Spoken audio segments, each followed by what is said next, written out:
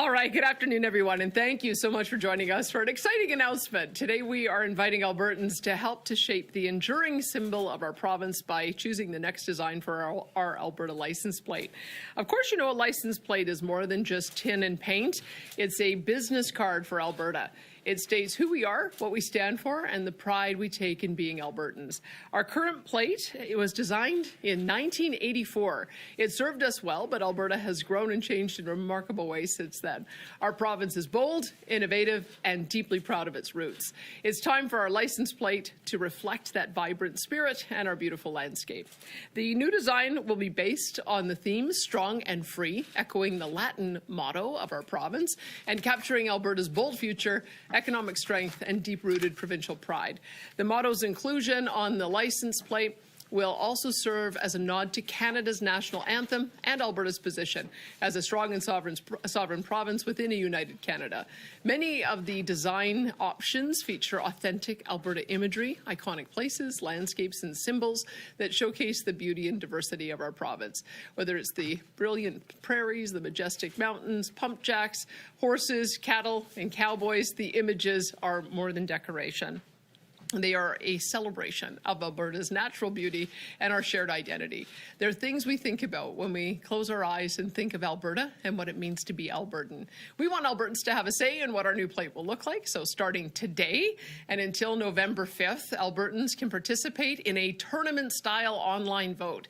8 designs will be presented, and through several rounds, votes will help to narrow down to the top 4, and then the top 2, and finally the winning design. And the winning plate will be announced next month. Now, I would like to invite Minister Dale Nally to give us some more details about the new license plate initiative. Thank you so much, and over to you, Minister Nally. All right. Thank you, Premier. And thank you, everyone. As noted, our license plates play a significant role in shaping our identity. I remember the days of taking a long road trip as a family, looking out the window to see where the cars are all coming from. Well, our license plate is like our business card to the world. It's the first thing that people see when they come across into our borders. They show what Albertans stand for and who we are as a province.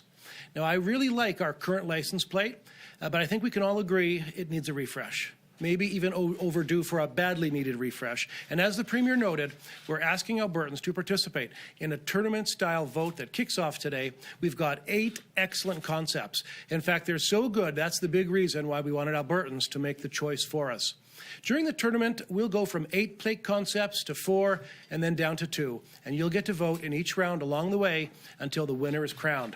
We've set up a page on alberta.ca where you can check out the plates and vote for the one you like the most for that round. I'm sure you'll appreciate the many concepts that show off what us as Albertans are all proud of. I'm not going to tell you my favorite, but I can tell you this. Your vote counts just as much as mine. Now, in just a few weeks, we'll unveil the winning concept and when we'll move full steam ahead to get the plates ready for next year. So don't wait. Head online, cast your vote, and see how round 1 shakes out next week. Then jump back in for the next 2 rounds and keep your eye out for the big reveal about a month from now. This is your chance to help pick a plate that represents who we are as Albertans, strong and free.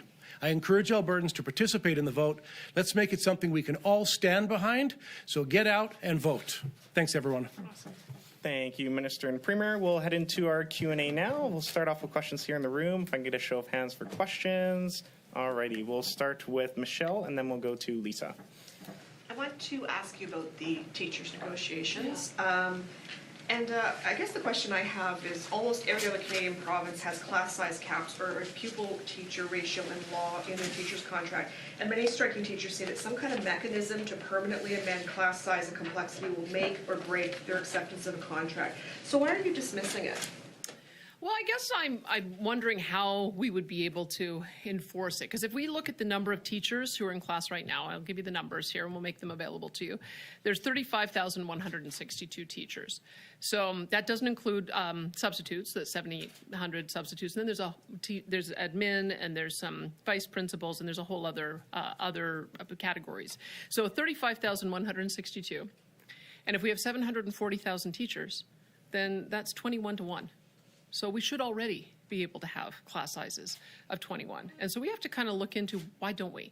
what is actually going on there? Is there some problem in administration in being able to allocate the teachers appropriately? Are there a lot of people working part-time? Shouldn't be the case, because I would think you'd be a substitute if you were working part-time. It isn't administration from what we can see. And so what we did see in the NDP time is they spent $2 billion on trying to get class sizes down, and were never successful at it. And I think it's because we have to have a common understanding of what it is we're trying to achieve, and we also have to understand why it is that the resources that we have are not being allocated in the way we would expect. So that's what we need to look into. The other thing I would say is what we're hearing from teachers is the issue of complexity. And so one of the things we're talking about is maybe what we need to do is if we've got a very high needs student, maybe they need to have a full-time education assistant assigned to them.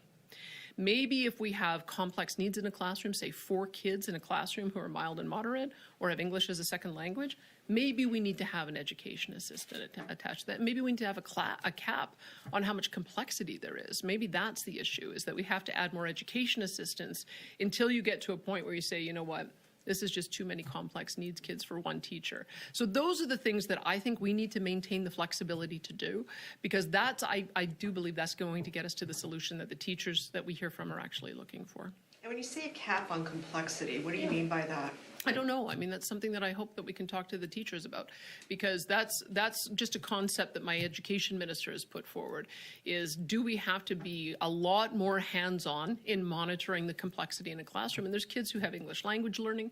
There's kids who are on the spectrum. There's kids who have behavioral issues. There are kids who are in wheelchairs. So complexity has a whole diversity of manifestations. And so that's what I think, that's what we're hearing from teachers, is that if every kid was in a particular range of ability, then they might be able to accommodate larger class sizes. But with inclusion and more complexity, they need more hands on deck, either smaller class sizes or more education assistants. And we just think we need to maintain that flexibility to be able to assign. That's why we don't want the hard caps. And as I said, we're looking at the numbers saying it doesn't really make sense, because if you just look at the number of full-time teachers versus number of students, we should already be at 21-1. We'll go to Lisa and then after to Jeremy. Happy License Plate Day. Happy Wyant Report Day as well. So this is off topic. I understand that the report is expected to be delivered to your government today. When do you plan to release it publicly, and can you explain the timing of that? As I understand it, before I even came down, we hadn't received it yet, so I don't know if he's delayed. I think they're still anticipating receiving it today, but within days.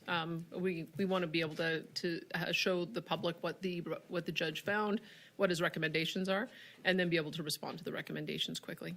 Thank you. And it's been a while since we've talked about this issue, but way back in March, just after the RCMP started investigating healthcare contracting issues, you were asked for your reaction to it, and you suggested that the you suggested that the issue is, or the potential problems here are that there was a mismatch between the policy priorities of your government and AHS, and you suggested that there might have been some mistakes by AHS in the procurement process.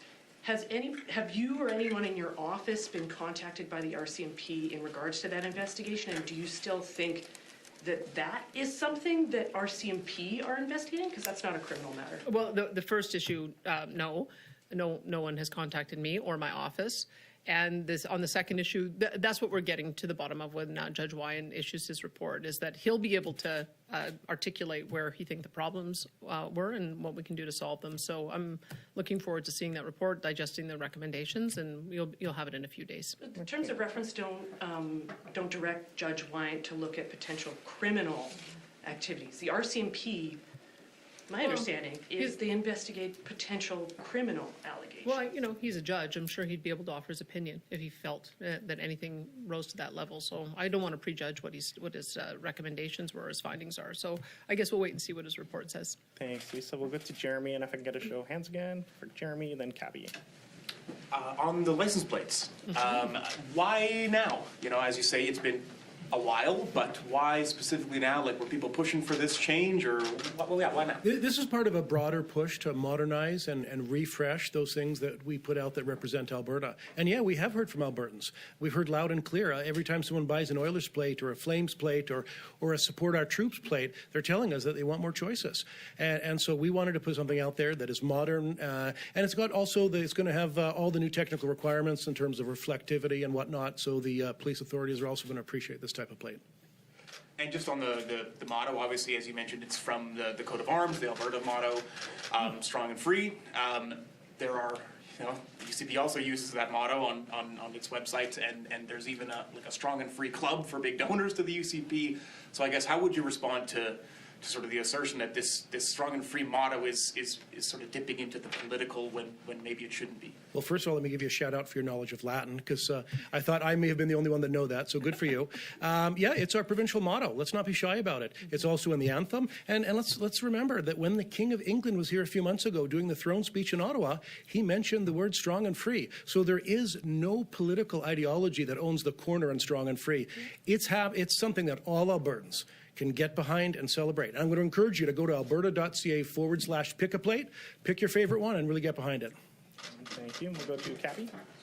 So I guess first question is, I know that the province, I believe it was 2014 when the province tried to put, I guess, new designs out, but then ultimately we ended up keeping the same one. So I guess what's the difference now compared to maybe 10 years ago? Are you worried about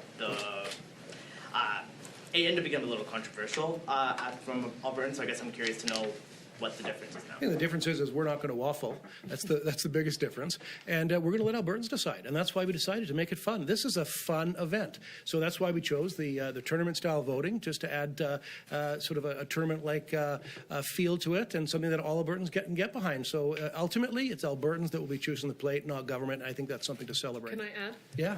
One of the things that we heard is people didn't want to give up the wild rose flower. So you'll notice the wild rose flower is on all of the designs as well. So that was some of the feedback that we got too. And Bob, awesome. Catherine, do you still have a question? Yeah, so there was an interim version of the wine report released.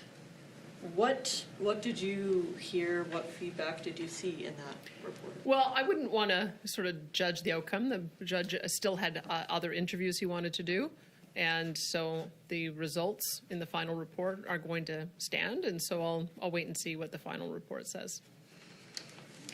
And I mean, you say this is the fun event, but I mean, there's a lot of other priorities in the province right now. There's like 25 communities where there's ER closures, bed closures. There's 700,000 students out of classrooms right now. So why, again, to Jeremy's question, like why was this the priority right now? Well, government doesn't stop because you've got important things that you need to do. You figure out how to do the important things, and there's important things in every ministry. Every single person who drives on the road has to drive a license plate. And so we have to make a decision on what that license plate looks like. And so this is the timing that worked out. The minister's been working on this for some months, and so we wanted to be able to get an answer so that we could be able to roll out the new design in the new year. Thank you. We'll go to Sean, and then we'll go back into the gray.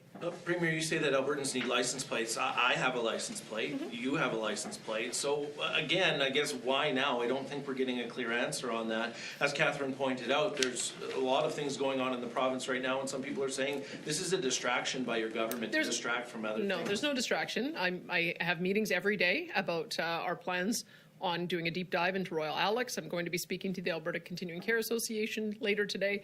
I'll be going to speak to the Chamber of Commerce tomorrow. I had a tech meeting last night. Every minister has priorities that I've given them in their mandate letter. We have something like 276 items that we put in the mandate letter, and we have brand new mandates as well. So I don't expect each minister to stop what they're doing in their portfolio when there's important things going on. I can do more than one thing, and the minister can do as well. So that's part of the reason this is part of his mandate. In 2014, when you were asked about Wild Rose Country being removed from the plates, you said it was transparently politically motivated. Of course, you were the Wild Rose leader at the time. What's the change of heart there? Why should we ditch that motto now when you supported it in the past? Well, I also joked that it was great to have advertising for the political party I represented at that time on the back of every license plate. This, as the minister pointed out, this is neutral official language. This is in the national anthem. This is mentioned in speeches from every person from every political stripe, and is also our provincial motto. It's actually sort of odd that this wasn't on the license plate to begin with, since it's our provincial motto. So I would say that there's nothing political on this one. Perfect. And we'll go back to in the gray blazer. Oh, yeah. My question is, how much will that cost? I guess there was a budget going into that? Yeah, implementation costs are going to be between $25,000 and $50,000 to be able to change from one plate to the next. And did you still have a question, Jack? Perfect. Go ahead. Sorry, exact same target. Sorry, $50,000. That's it to make all the plates that we're going to No. There's static costs involved with making the plate, but the question was, what's it going to cost to go from the old plate to the new one? And the implementation costs will be between $25,000 and $50,000. Okay. Along the same lines, I'm curious about like overall cost of this, the tournament, also making all the plates. Like obviously some of that cost will be made up by the people like paying for it, obviously. So sorry for the hypothetical there, but like I'm curious for like overall cost and why that cost. Why you guys signed off on it when we're looking at $6.5 billion deficit? We're using internal resources to pay for a lot of this, whether it's the management of the tournament style. Voting that we'll be doing, that's done internally. We've got our own folks that do some advertising that will be focusing on the social media. So we'll be absorbing as many of those costs as possible. I can assure you that Treasury Board did not give me any additional funds to do this, and they asked me to absorb it from within my current budget, and we can do that. And that's it. Perfect. And we have time for one more question. We're going to head to the phones. Operator, could you put through our first caller, please? Your next question comes from Leia Shea of Western Standard. Your line is already open. Hi, yeah. So my question has to do with the fact that some American states allow for more personalized license plates, like Texas, for example, lets you work with like private companies to personalize your license plate. So would you guys ever consider something like that? Well, based on the current technology that we have, no, we're not. But we're modernizing all of our registries. And once we've modernized our motor vehicles, we will have that capacity to do that. So we haven't made that decision to do that because we don't have the technology to do it. But once we modernize, we can have that conversation. Okay. And do you potentially have like a timeline for how long that would take, or no? For the modernization of registries? Yes. We've already started that, and we anticipate that it'll be, for the most part, it'll be done by the end of 2026. Perfect. And that'll conclude today's press conference. Thanks, everyone, for joining. And for media in the room, if you haven't seen already, there's a few cars out front with the plates on their vehicles. We're going to go out there to take a quick photo as well. Can you talk to Judge Wyman when the report comes out? Pretty please, Sam?